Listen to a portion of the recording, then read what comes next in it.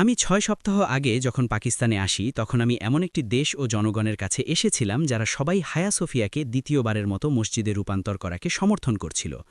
কিন্তু এই ৬ সপ্তাহে আমি এখানে থেকে কোরআনের আলোকে বিষয়টি ব্যাখ্যা করার পর আমি একজন পাকিস্তানিও পাইনি, অন্তত যারা আমার সাথে দেখা করেছেন তাদের মধ্যে একজনও এখন এটিকে সমর্থন করেননি। তারা সবাই এখন একমত যে না, হায়া সোফিয়াকে দ্বিতীয়বার মসজিদে রূপান্তর করা ভুল ছিল, লজ্জাজনক, অসম্মানজনক এবং অন্যায়ভাবে। আমরা আল্লাহর পবিত্র নামে শুরু করছি। আমরা তার প্রশংসা করছি এবং তার মহিমা ঘোষণা করছি, যেভাবে তার প্রশংসা এবং মহিমা করা উচিত। এবং আমরা তার সকল সম্মানিত রসুলদের উপর শান্তি ও করুণা বর্ষণের জন্য প্রার্থনা করছি, বিশেষ করে সর্বশেষ ও সর্বশ্রেষ্ঠ নবী মুহাম্মদ সাল্লাল্লাহু আলাইহি ওয়াসাল্লামের উপর। আজ ১৪৪২ হিজরির শাওয়াল মাসের সপ্তম দিনে আমি আপনাদের স্বাগত জানাচ্ছি। আমার বিশ্বাস এটা ২০২১ সালের মে মাস। আমি পাকিস্তানের লাহোর শহর থেকে আপনাদের শুভেচ্ছা জানাচ্ছি। বিখ্যাত লাহোর শহর, যেখানে আমি প্রায় ২০ বছর পর ফিরে এসেছি। আমি ২ দিন আগে লাহোরে পৌঁছেছি এবং রাওয়ালপিন্ডি থেকে প্রায় ৪-৫ ঘণ্টা গাড়ি চালানোর পর বেশ ক্লান্ত ছিলাম। কিন্তু গতকাল আমি লাহোরে আমার কাজ শুরু করেছি এবং যথাযথভাবেই শুরু করেছি। আমি প্রথম যে কাজটি করেছি তা হল প্রখ্যাত আলেম ড. ইসরার আহমদের মাজারে যাওয়া এবং তার প্রতি শ্রদ্ধা নিবেদন করা। আমি তার জন্য আল্লাহর দয়া ও ক্ষমা প্রার্থনা করেছি এবং দোয়া করেছি যেন আল্লাহ তাকে জান্নাত দান করেন, ইনশাআল্লাহ। গতকাল আমি কিছু বিশিষ্ট আলেমদের সাথেও দেখা করেছি, যেমন অধ্যাপক ড. মিউজিক, যিনি পাঞ্জাব বিশ্ববিদ্যালয়ের ইসলামিক স্টাডিজ অনুষদের ডিন। আমি ওড়িয়া মকবুলের সাথেও দেখা করেছি এবং আমরা একে অপরের সাথে পরিচিত হওয়ার জন্য একটি সংক্ষিপ্ত বৈঠক করেছি। গতকাল আরও বেশ কিছু জনের সাথে দেখা হয়েছে। আজ সকালে আমি একজন সুফি শাইখের সাথে দেখা করতে গিয়েছিলাম এবং আজ আমি লাহোরে আমার প্রথম ভিডিও রেকর্ড করছি। আমাদের আজকের বিষয় হল পাকিস্তান এবং মহাযুদ্ধ। এটি তুরস্ক এবং মহাযুদ্ধ নিয়ে আমার গত আলোচনার একটি ফলো আপ। সেই আলোচনায় আমাকে স্বীকার করতে হয়েছিল যে তুরস্ক ন্যাটো অর্থাৎ নর্থ আটলান্টিক ট্রিটি অর্গানাইজেশনের সদস্য। কোরআন অত্যন্ত স্পষ্টভাবে মুসলিমদের এই ধরনের জোটে যোগ দিতে নিষেধ করেছে। আমাদের কাছে এখন কোরআনের আয়াতগুলো বিস্তারিত আলোচনার সময় নেই, তবে আমরা অতীতে এটি কয়েকবার করেছি।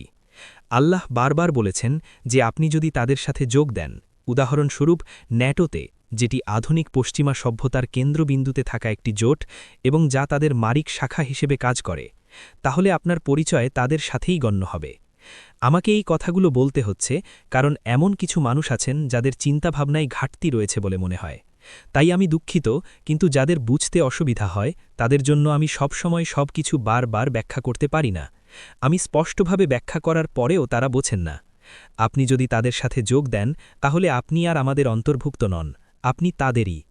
সুতরাং কোরআনকে মানদণ্ড হিসেবে ব্যবহার করে সত্য এবং মিথ্যার মধ্যে পার্থক্য করার জন্য কোরআনকে ভিত্তি ধরে আমরা এই সিদ্ধান্তে পৌঁছেছি যে যতদিন তুরস্ক ন্যাটোর সদস্য থাকবে ততদিন তুরস্ক আমাদের অন্তর্ভুক্ত নয়, বরং তাদেরই অন্তর্ভুক্ত। এবং আমরা দুঃখের সাথে লক্ষ্য করেছি যে তুরস্ক ন্যাটো ছাগার কোনো লক্ষণ দেখা যাচ্ছে না। প্রকৃতপক্ষে তুরস্কে ন্যাটোর সামরিক ঘাঁটি রয়েছে এবং এই সামরিক ঘাঁটিগুলোতে পারমাণবিক অস্ত্রও রয়েছে এবং সেগুলো শুধু সাজিয়ে রাখার জন্য রাখা হয়নি। আমরা মনে করি, এবং আপনি আমাদের সাথে ভিন্নমত পোষণ করতে পারেন, তবে ভিন্নমত পোষণ করলে আপনার দৃষ্টিভঙ্গিও জানাতে হবে। যখন মহাযুদ্ধ শুরু হবে, যখন ন্যাটো রাশিয়া এবং চীনের সাথে যুদ্ধের জন্য উন্মুখ হয়ে সেই যুদ্ধকে উস্কে দেবে, এবং আমরা আশা করি আমরা ভুল প্রমাণিত হব। আমি আবারও বলছি, আমরা আশা করি আমরা ভুল প্রমাণিত হব। তারা বারবার শোনার পরেও আমার কথা শুনতে পায় না। আমরা আশা করি আমরা ভুল প্রমাণিত হব।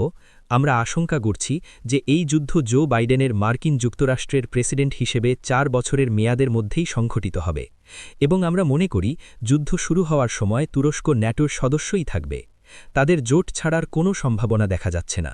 তাই আমরা মনে করি যে তুরস্ক ন্যাটোতে যোগদানের চুক্তি অনুযায়ী রাশিয়ার বিরুদ্ধে যুদ্ধে অংশ নিতে বাধ্য হবে। এই সব কিছু বোঝা খুবই সহজ। এর মানে এটা নয় যে আমি তুরস্কের বিরুদ্ধে বা অমুকের বিরুদ্ধে বা তমুকের বিরুদ্ধে বা উসমানীয় সাম্রাজ্যের বিরুদ্ধে। এটা নিছকই একটি বিশ্লেষণ। আমরা বলেছি, এবং এটি আমাদের দৃষ্টিভঙ্গি যা আমরা আপনাদের সাথে শেয়ার করছি। আর এটা কেবল আল্লাহর দয়া যে আজকাল সারা বিশ্বে ক্রমবর্ধমান সংখ্যক মানুষ আমার মতামতকে সম্মান করেন। এর জন্য আল্লাহকে ধন্যবাদ।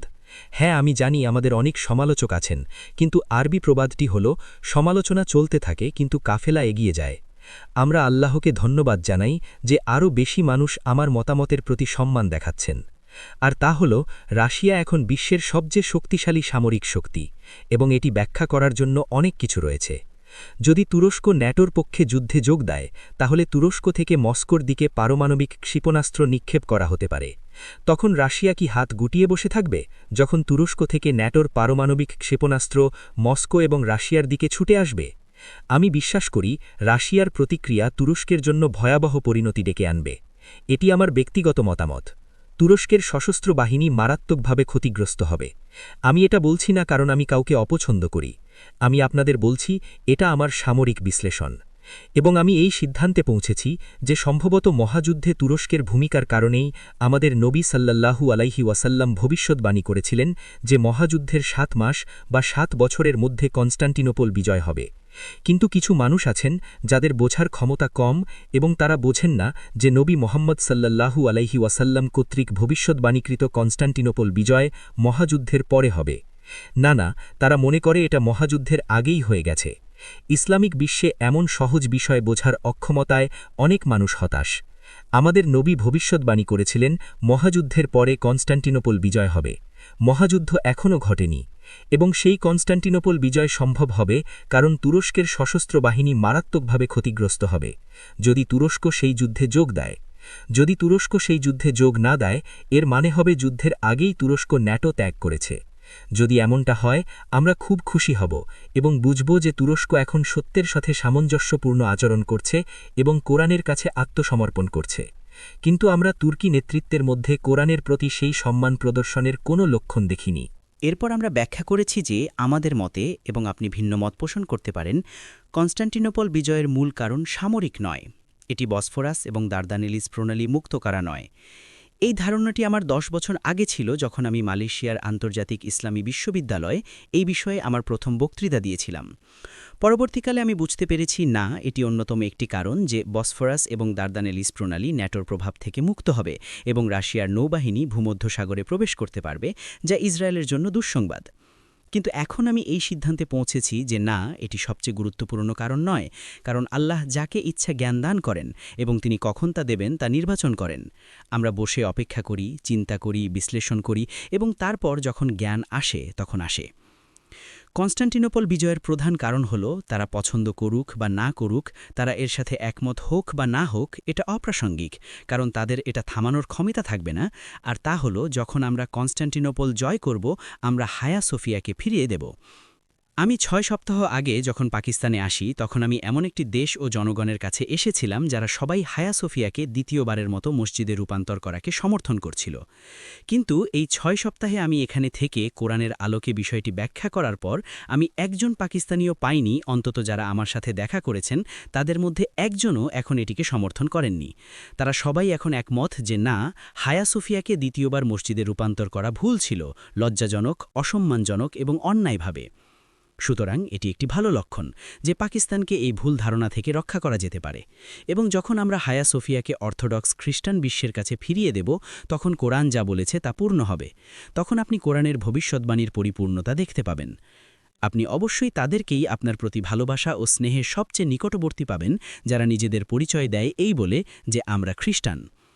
সুতরাং কারা আমাদের সবচেয়ে কাছের খ্রিস্টান হবে তা আপনি নির্ধারণ করবেন না। ধন্যবাদ, আপনার মতামতের প্রয়োজন নেই। আপনার মতামত নিজের কাছে রাখুন, কারণ এটি কোরআন। কোরআন আমাদের বলছে না যে আমরা সেই খ্রিস্টানদের চিহ্নিত করব, তাই কোরআনের প্রতি সম্মান দেখান। কোরআন বলছে যে তারাই নিজেদের ঘোষণা করবে আমরা খ্রিস্টান, আর এভাবেই আমরা তাদের চিনব। তারা ঘোষণা করবে আমরা খ্রিস্টান এবং আমরাই তোমাদের প্রতি ভালোবাসা ও স্নেহের সবচেয়ে নিকটবর্তী। এবং আমি এই লক্ষণ দেখতে পাচ্ছি যে এটি প্রকৃতপক্ষে অর্থোডক্স খ্রিস্টান বিশ্ব, এবং তাদের কাছ থেকে 600 বছর আগে লজ্জাজনক, অসম্মানজনক এবং অন্যায়ভাবে কেড়ে নেওয়া হায়া সোফিয়া যখন তাদের কাছে ফিরিয়ে দেওয়া হবে, তখন তারা কাঁদবে। সমগ্র অর্থোডক্স খ্রিস্টান বিশ্বে কান্নার রোল পড়ে যাবে। তারা কাঁদতেই থাকবে যখন আমরা হায়া সোফিয়া তাদের ফিরিয়ে দেব। এমনকি এখনও যখন তারা এটি পায়নি, যখন তারা গ্রিস এবং থেসালোনিকিতে আমার এই কথাগুলো শুনছে, এই ভিডিওটি দেখছে, তারা কাঁদবে।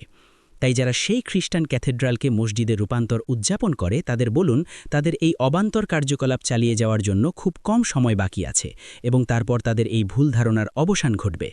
এবং যখন সেই খ্রিস্টান বিশ্ব ভালোবাসা ও স্নেহ নিয়ে আমাদের কাছাকাছি আসবে, আমরা এই বলে শেষ করেছিলাম যে নবী মোহাম্মদ সাল্লাল্লাহু আলাইহি ওয়াসাল্লামকে অনুসরণ করা উম্মাহ এবং নবী ঈসা আলাইহিসসালামকে অনুসরণ করা উম্মাহ যারা একই দিন ইসলামের অনুসারী, এই দুই সম্প্রদায় বন্ধুত্ব ও মৈত্রীর বন্ধনে একত্রিত হবে। কিন্তু যখন আমরা পাকিস্তানের কথায় আসি তখন আমাদের গল্পটা ভিন্ন, কারণ পাকিস্তান ন্যাটোর সদস্য নয়। তাহলে পাকিস্তান মহাযুদ্ধের জন্য কিভাবে প্রস্তুতি নেবে? আমরা জানি না পাকিস্তানিরা কোরআন থেকে এই বিষয়টি সম্পর্কে কতটা জানে, আমরা জানি না। যদিও এমন অনেকেই আছেন যারা এই ভিডিওটি শুনবেন এবং তারা ইতিমধ্যেই বিষয়টি সম্পর্কে জানেন আমার বইটির কারণে, যেটা আপনি এখন স্ক্রিনে দেখছেন, the Quran, the Great War and the West. এই বইটি সম্ভবত 2-3 বছর আগে লেখা হয়েছিল। আমরা কোরআনের সেই আয়াতগুলো নিয়েছি যা সরাসরি মহাযুদ্ধের সাথে সম্পর্কিত। পাকিস্তানের মুসলিমরা সম্ভবত সচেতন। পাকিস্তানের খ্রিস্টানরা ইতিমধ্যেই জানে যে একটি মহাযুদ্ধ আসছে, যা আমাদের নবী ভবিষ্যৎবাণী করেছেন। তিনি একে মালহামা বলেছেন এবং খ্রিস্টান এবং ইহুদিরা একে আর্মাগেডন বলে। পাকিস্তান জানবে যে আমাদের নবী ভবিষ্যৎবাণী করেছেন এই যুদ্ধ অন্য যে কোনো যুদ্ধের মতো হবে না যা অতীতে হয়েছে বা ভবিষ্যতে হবে। এটি ইতিহাসে একবারই ঘটবে। যেমনটি ঘটবে যখন ইয়াজুজ ও মাজুজকে মুক্ত করা হবে এবং তারা সারা বিশ্বে ছড়িয়ে পড়বে, সেটিও ইতিহাসে একবারই ঘটবে। অপ্রতিরোধ্য ক্ষমতা সম্পন্ন একটি জনগোষ্ঠী যারা ক্ষমতাকে দুর্নীতি ও অত্যাচারের জন্য ব্যবহার করে তাদের পৃথিবীতে ছেড়ে দেওয়া হবে এবং তারা সারা বিশ্বে ছড়িয়ে পড়বে এবং তারা বিশ্বের ক্ষমতার নিয়ন্ত্রণ নেবে। এটি কোরআনের কথা। এবং অবশেষে তারা এক জনগোষ্ঠীকে সেই শহরে ফিরিয়ে আনবে যেখান থেকে সেই জনগোষ্ঠীকে 2000 বছর আগে বিতাড়িত করা হয়েছিল এবং আল্লাহ তাদের উপর নিষেধাজ্ঞা আরোপ করেছিলেন যে তারা আর কখনও সেই শহর নিজেদের বলে দাবি করতে ফিরে আসতে পারবে না যতক্ষণ না ইয়াজুজ ও মাজুজ তাদের ফিরিয়ে আনে। এবং অবশ্যই আমরা জানি এটি জেরুজালেম, কিন্তু তারা জানে না। আমরা জানি এটি জেরুজালেম, সুতরাং তাদের অপেক্ষা করতে দিন। অতএব এটি ইতিহাসে একবারই ঘটবে। আপনাকে 300 বছর ধরে অন্ধ থাকতে হবে এটি না দেখার জন্য। মহাযুদ্ধের সাথেও একই ব্যাপার। এটি ইতিহাসে একবারের ঘটনা এবং আমাদের নবী বলেছেন যে সেই যুদ্ধে অংশগ্রহণকারী প্রতি 100 জনের মধ্যে 99 জনই নিহত হবে। ইতিহাসে এমন যুদ্ধ আর কখনো হয়নি। অতএব আমরা যৌক্তিকভাবে এই সিদ্ধান্তে পৌঁছাই যে মহাযুদ্ধ এমন একটি যুদ্ধ হবে যেখানে গণবিধ্বংসী অস্ত্র ব্যবহার করা হবে, যা মানব ইতিহাসের অন্য যে কোনো যুদ্ধের মতো নয়। তাই এক্ষেত্রে কোনো বিশেষজ্ঞ নেই এবং আমরা শেষ জামানার জ্ঞান থেকে আজ যা জানি, রাষ্ট্রবিজ্ঞানী এবং সামরিক বিজ্ঞানীরা সেই তথ্য জানেন না, আমাদের কাছে তা আছে। সুতরাং আমাদের পরবর্তী ভিডিওতে আমরা সেই মহাযুদ্ধ নিয়ে আলোচনা করব যেখানে পারমাণবিক অস্ত্র, থার্মোনিউক্লিয়ার অস্ত্র এবং এমন অস্ত্র যার সম্পর্কে আমরা এখনও জানি না সেগুলো ব্যবহার করা হবে এবং লক্ষ লক্ষ মানুষ মারা যাবে। এবং সেই যুদ্ধে পাকিস্তানের জন্য এর প্রভাব কী হবে, তাই আমাদের পরবর্তী পর্বের জন্য অপেক্ষায় থাকুন ইনশাল্লাহ। ধন্যবাদ। আসসালামু আলাইকুম।